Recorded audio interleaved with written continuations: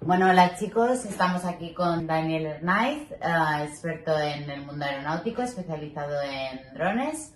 Y bueno, vamos a hacer un brindis primero gracias a las bodegas Sonprim. Eh, Gracias por venir. Gracias a ti. Y bueno, vamos a ver el impacto en el mundo real de los drones. Y nada, para empezar, Dani, ¿qué es lo más increíble o inesperado que has visto o descubierto gracias a un dron que no podrías haber visto desde el suelo? Depende cómo definamos espectacular, porque al final el mundillo este, por un lado, es muy conocido por el tema de las imágenes, son muy impresionantes algunos vídeos que ves por las redes o tal, pero yo no lo veo como un enfoque desde el punto de vista de la parte bonita. O sea, lo espectacular para mí es más la utilidad que tienen en el mundo y cómo facilitan ciertos trabajos o ciertas labores en el día a día de algunas personas, o en algunas labores de técnicas, de inspecciones, o en agricultura. Hay muchos avances en ese terreno. Y eso para mí es lo más espectacular, cómo puedes con una herramienta de este estilo ayudar o resolver ciertos problemas que de otra manera serían más complicados o más costosos. Por ejemplo, no es en sí una imagen bonita de una montaña preciosa, que las hay, pero yo lo veo más desde el otro punto de vista. Muy interesante. Si tuvieras que explicarle a alguien que no sabe nada de tecnología, por ejemplo aquí la presente, ¿para qué sirven los drones más allá de tomar fotos bonitas, lo que tú has dicho? ¿Qué ejemplos le darías, aparte de las aplicaciones que has dicho de agricultura? Sí, hay varios ámbitos. Aquí la verdad que, por un lado, aquí en España está teniendo mucho auge el tema de la Fuerza de Cuerpos de Seguridad del Estado, que lo están utilizando para temas de seguridad, también protección civil, para temas de, por ejemplo, pues como han pasado ciertas cosas de temporales, danas y cosas de esas, para evaluar ciertos riesgos o ciertos daños que a lo mejor a pie vista no tendrías esa magnitud de los daños, o incluso incendios forestales, se utilizan otros medios, pero son un apoyo muy bueno de cara a los técnicos de tierra para evaluar extensión. O sea, hay muchos ámbitos.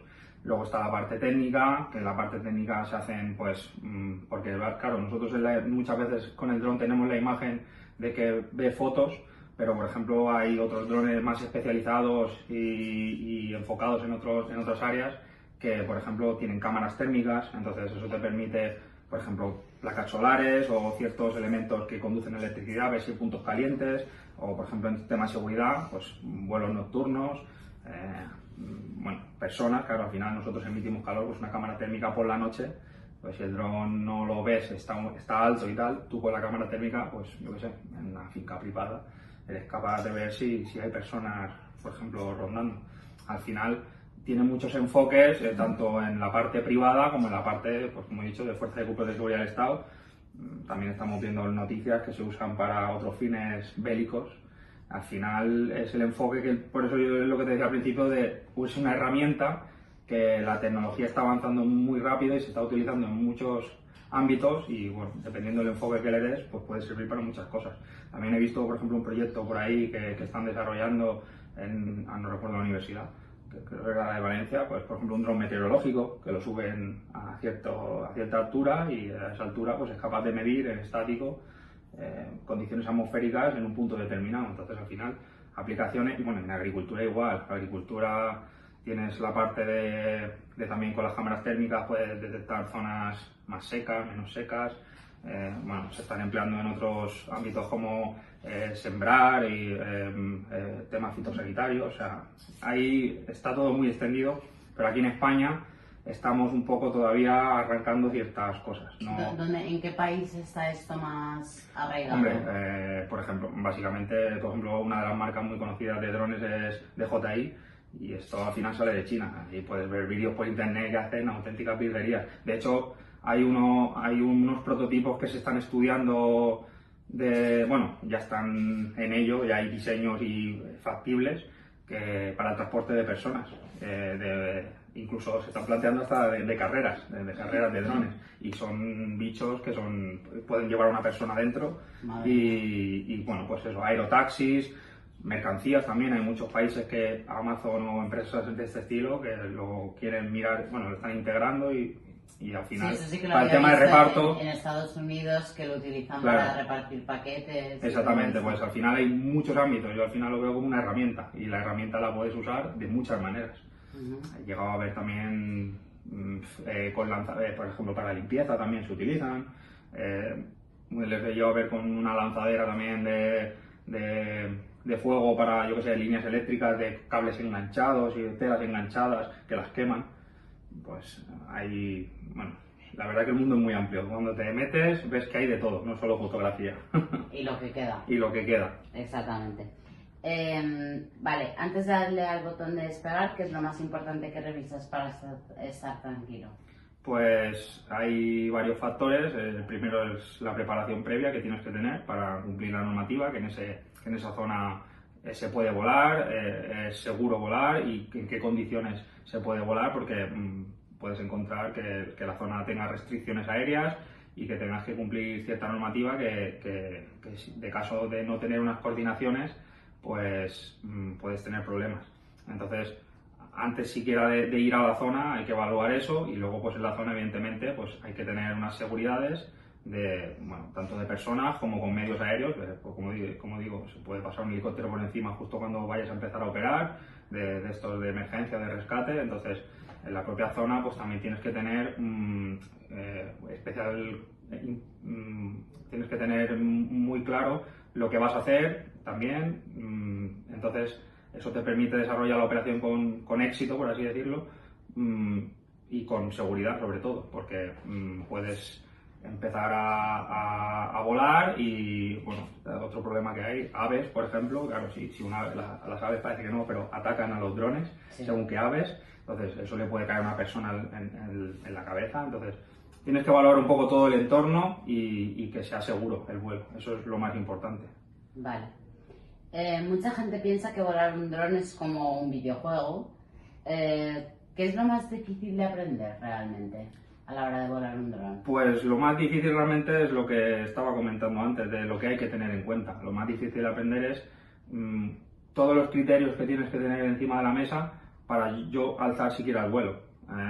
Hay mucha controversia con todo este tema porque, claro, va en función de la masa máxima al despegue y todo eso. Y claro, a veces dices, bueno, este dron es pequeñito y parece que es inofensivo, pero claro, pues eso, empiezas, te inicias, tienes ese dron, tienes ganas de volarlo, pues justamente a lo mejor con ese dron tan pequeñito que pesa, por ejemplo, menos de 250 gramos, que es lo más abierto que hay, y justamente vives al lado de un aeropuerto, pues no es un juguete en ese aspecto, porque de hecho, a veces vemos la noticia que se ha cerrado aeropuerto por dron volando en la zona. Eso es la mayor problemática. Entonces, a simple vista en algunos aspectos se puede vender como un juguete, pero al final es la finalidad que tiene detrás la que no te deja que sea un juguete. Entonces sí que está tipificado un poco en la normativa que es un juguete, y dentro de juguete hay un marcado que tiene que ser un juguete, y uno de esos aspectos es que no tiene cámara, porque por ejemplo en la normativa española, con el hecho de que ya un dron tenga cámara, ya tienes que estar registrado como operador. Entonces... O sea que no cualquiera puede tener un dron. La cuestión es que poder puede. Tú puedes ir a la tienda y te lo puedes comprar. Por eso digo que lo más difícil es el criterio de cómo vuelas ese dron. En todo esto hablando en exterior, claro. En zona, porque claro, al final tú en tu casa, dentro de tu casa, pues bueno, mientras no salga espacio aéreo, pues tú por la escalera, por tu pasillo, te puedes llevar todo lo que quieras. Pero por eso cuando ya salimos fuera ya no hablamos de juguete, a no ser que esté tipificado como juguete ese dron, y no suelen tener cámara, porque si no ya es lo que te decía, que te tienes que registrar como operador. Vale. Existe, bueno, antes lo que has comentado, que detectan el calor humano y todo esto, existe cierto temor sobre la privacidad con los drones. ¿Qué medidas existen para que los drones sean vecinos respetuosos y no invasivos? En sí la problemática no es el dron, porque al final yo considero que los móviles son más peligrosos que un dron, porque al final Es cierto que es una tecnología un poco desconocida y ver volando un dron alrededor tuya que puedes intuir que te está grabando, ahí entramos en otros terrenos que no competen, digamos, a la seguridad aérea, sino más bien a la privacidad. Entonces, claro, yo por ejemplo veo más peligroso un móvil que puedes estar apuntando a cualquiera sin apenas que se note, en cambio un dron lo tienes volando encima, entonces se nota más. Casi que no tiene mucho sentido, en mi opinión, que intentar grabar con un dron porque invadiendo la privacidad de alguien, porque aparte que no se puede, es que se ve, se oye. Digamos que es cierto que hay terrenos que puedes estar ahí que pues eso, depende de las alturas, pues no se ve, hay drones con mucho zoom, pero al final es como una cámara más. Todos tenemos ese peligro en el bolsillo y no somos tan conscientes y no nos alarmamos tanto cuando en la playa, por ejemplo, que es lo normal, que lo ven mucho también en las redes, está volando uno por la playa y la gente se escandaliza, pero nadie se escandaliza porque no sabes qué está haciendo el de la toalla de al lado con el móvil. Entonces al final es cultura, que realmente el operador o el piloto no va a invadir la privacidad de alguien cuando lo hace de forma profesional, porque al final, es lo que he comentado al principio, el vuelo tiene un fin, entonces, y el fin no es grabar a nadie, a no ser que existe estipulado, pues lo típico, fotografía, bodas, comuniones, claro, si te han contratado, pues la finalidad es grabar a personas, pero son personas que te lo han pedido, no invadiendo la privacidad de nadie, eso no se puede. Entonces, ahí no es, yo creo que es complicado porque como una persona que no conoce lo que está haciendo ese dron realmente tiene la certeza de que realmente no está siendo invadida su privacidad. Bueno, pues hay una serie de reglas que como operador y como piloto has de cumplir. Entonces, si tú las cumples, no hay peligro ninguno. Pero bueno, a nivel ciudadanos que no conocen este mundillo, pues entiendo que se sientan un poco abrumados pues cuando tienen un dron volando encima, porque desconocen. O sea, al final es el miedo a lo desconocido. Miedo a lo desconocido, sí. ¿Qué es lo que más frena a los drones hoy en día? ¿La duración de la batería, el clima o las leyes? Pues precisamente esto que estábamos hablando. Al final esto también genera que se generen unas leyes que impiden el progreso. Al final las baterías y la tecnología, todo eso avanza. Hay baterías que pueden hacer que duren muchísimo. Al final es encontrar el equilibrio entre el dron, la finalidad del dron y la batería que usas y al final sueles tener varias baterías para cubrir ciertos eventos o ciertos trabajos. Pero al final lo que te limita más son las leyes y las leyes pues están intentando enfocarlas para proteger a todos los ámbitos, pero como hay tantos, pues al final se van quedando agujeros por en medio que hacen que sea más complicado el avance en ese aspecto. Por ejemplo, lo que hablábamos antes, aquí en España, según qué drones de los que hemos comentado, es que ni siquiera pueden levantar el vuelo del suelo, porque no está permitido por la propia normativa. Hablábamos de los drones de llevar personas, los aerotaxis. No. Aquí eso no está, ¿lo veremos algún día? Pues a lo mejor sí, pero Yo creo que sí, ¿eh? Pero actualmente tiene que entrar la regulación muy a favor de todo ese ámbito y que se regule muy bien para que no haya problemas, porque al final el peligro que también hay es lo que hemos hablado, cualquiera se compra un dron. No. Como consejo para novatos, si alguien quiere comprarse su primer dron mañana, ¿cuál es el error más común que debe evitar para no perderlo en su primer vuelo? Pues bueno, primero enfocarlo en para qué lo quiero. Es decir, si lo quiero, pues por ejemplo, muchos ciclistas o runners de montaña o bueno, gente que le gusta, pues por ejemplo, actividades de montaña, dicen, bueno, pues me compro uno para grabarme mis rutas y tal. Pues aquí hay algunos que son muy buenos para seguirte, digamos que están pensados para este tipo de actividades. Pero claro, el problema aquí viene lo que hemos hablado antes, la normativa. Que para cumplir la normativa, en algunos puntos, por ejemplo, para tú poder volar cualquier dron, independientemente del tamaño, para poder volarlo en ciudad, por ejemplo, tú tienes que hacer una comunicación al Ministerio de Interior, con 5 días de antelación. Entonces eso ya puede limitar a muchos pilotos que se compran el dron, pues eso, que no saben todo esto y dicen, mañana lo saco al parque y lo vuelo.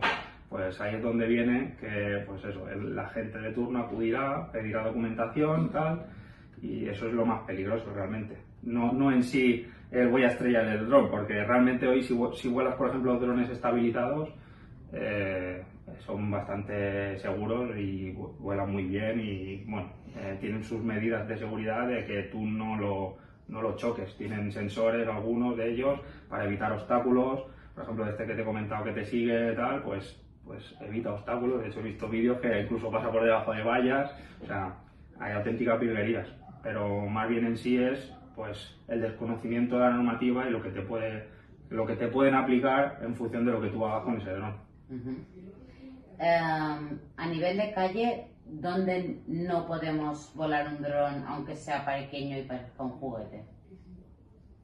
No es que no puedas volarlo lo puedes volar, pero como he dicho, cumpliendo la normativa que te exigen. Al final, si es un juguete no hay problema.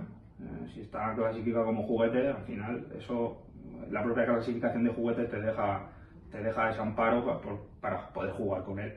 Pero ya como te he comentado, en el tema de solo por el hecho que tenga una cámara, ya te tienes que registrar como operador. Así es como está la normativa. Entonces, ya eso, pues el que le han regalado un dron por Navidades o se lo ha comprado porque es un aficionado, pues claro, ahí es donde empiezan a entrar los límites que si los desconoces, pues te puedes llevar sustos. Entonces, no existe un sitio en sí que aquí no en función de lo que quiero hacer. Uno pequeñito, en ciudad es más fácil, menos de 250 gramos, no hay tanto problema, es más fácil poder volarlo. Ahora, si ya empezamos a entrar en pesos muy grandes de dron, ya hay unas restricciones que te aplican que tú con tu licencia las tienes claras, hay que dejar, bueno, un poco así a grosso modo, que si distancias de 30 metros, dependiendo de la altura, si vuelas con velocidad reducida o vuelas con la velocidad normal del dron. Dependiendo de estas condiciones, tienes que dejar una distancia de seguridad a otra, tanto de edificios como de personas. Entonces, claro, volar eso en ciudad es más restrictivo. Ahora, si te lo has comprado y lo echas a volar, pues ahí es donde vendrá el problema. Ya. Bueno, hemos oído hablar de los FPV. ¿Puedes explicar un poquito qué es esto? Esta es otra modalidad de vuelo que es, como digo yo, a los que les gusta más la adrenalina, porque es un vuelo que el dron se controla con unas gafas, tienes que tener unas gafas puestas. Esto la normativa también regula que es otro tipo de vuelo, es un vuelo más agresivo porque el dron lo vuelas en manual, no es estabilizado, entonces los controles que tienes con el joystick, esto sí que es más fácil estrellar el dron. De hecho, en vuelo estabilizado, los propios sensores a veces no te dejan acercarte a una pared, te la acercas hasta que te tocas. Entonces, el FPV en sí es un vuelo inmersivo, que el piloto lo disfruta mucho, hay vídeos también por ahí chulísimos, pero por ejemplo te requiere tener un observador, realmente al tú perder el dron de vista, tiene que haber una persona contigo que no lo pierda de vista.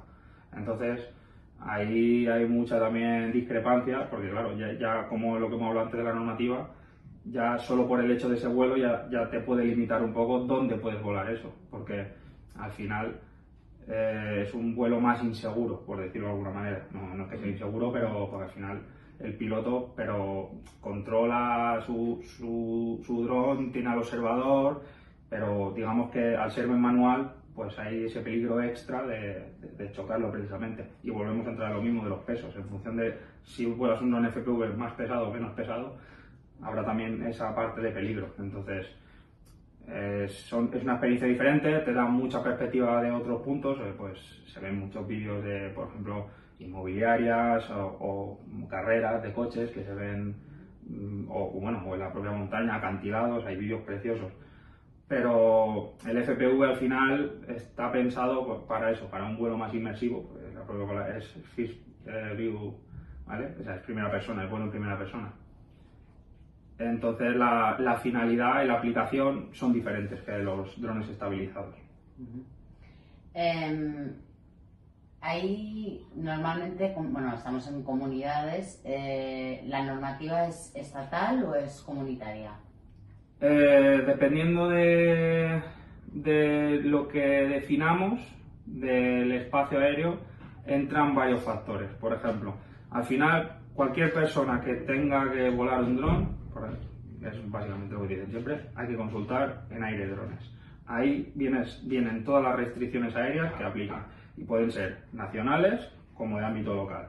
Por ejemplo, Si yo ahora aquí en Mallorca quiero volar en la Serra Tramuntana o en ciertos aspectos en zonas así naturales y tal, pues aquí tenemos definidas dos zonas: espacio natural protegido, que eso es de ámbito nacional, pero luego también tenemos zonas que están de ámbito local, que son zonas que por interés de la comunidad las han declarado también como protección natural, o zonas CEPA, que son zonas de protección de aves.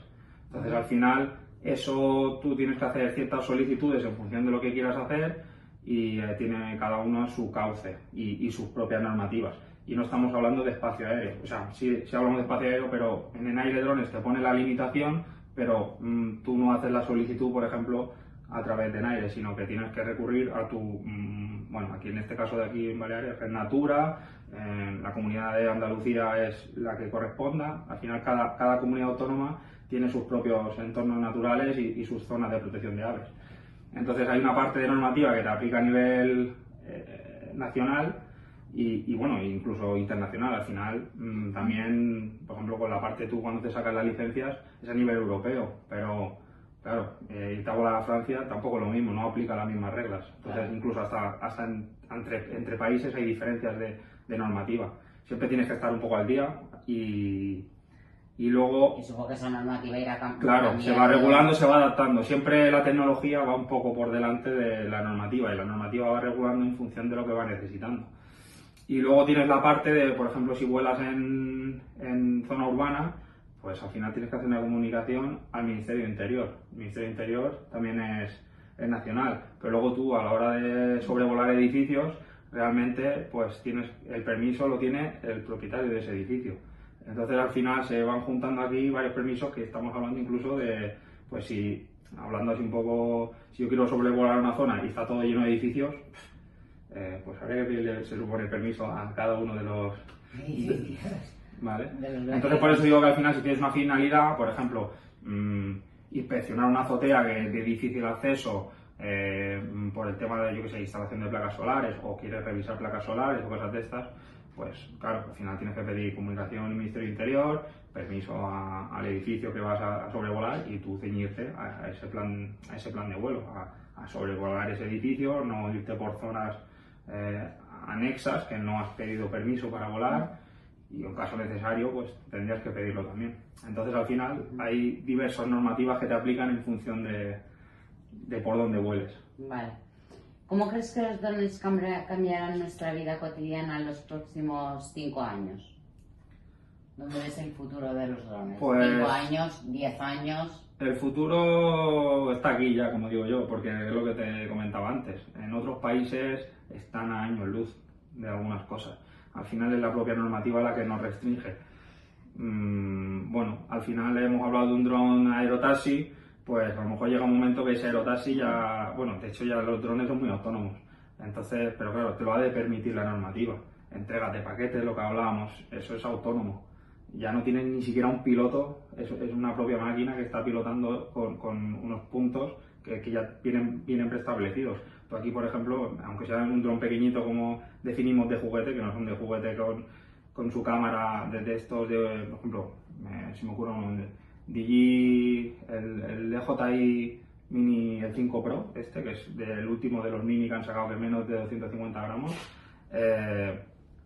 tú le puedes programar waypoints y él te hace una ruta solo. Entonces, pero tienes que estar tú ahí.